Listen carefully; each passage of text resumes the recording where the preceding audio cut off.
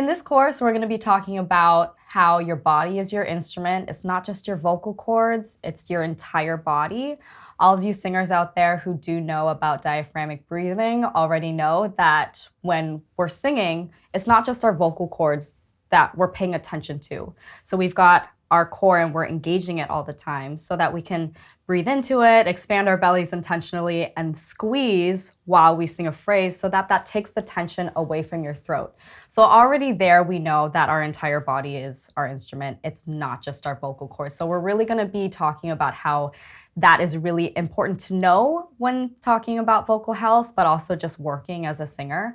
So this course is really for you singers that are GB band singers, which means general business band singers. So if you're working wedding gigs, if you're working at bars and clubs or corporate events, if you're a Broadway singer who's singing 8 shows a week and performing a ton, if you're a touring artist who's on the road a lot, or if you're a session vocalist who goes to different studios and has to record for different clients and have to travel to different places.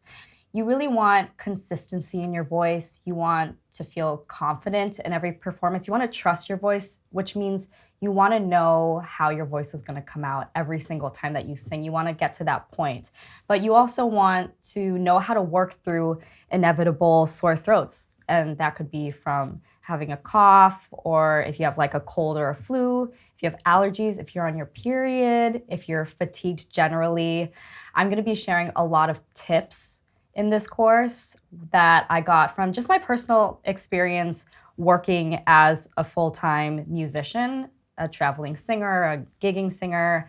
But also I'm going to be sharing with you some tips from an ENT, which is an ear, nose, throat doctor, as well as a speech pathologist that I was really lucky to work with that ENT referred me to. So this particular ENT worked with professional singers, full-time working singers. So he really knew what he was telling me.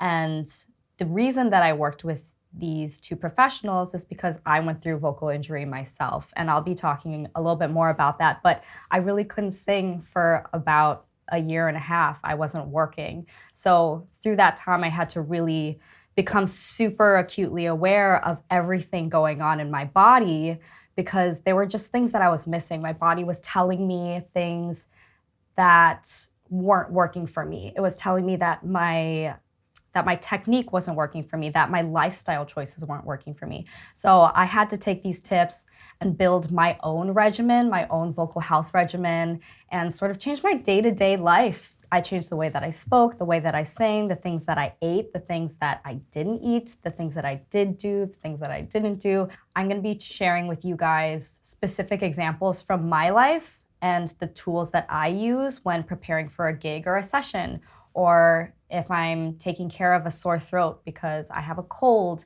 These things are really inevitable. So I'm going to be sharing with you specific examples and specific tools that I use, and you guys can take whatever you want to from those suggestions and build your own regimen from that.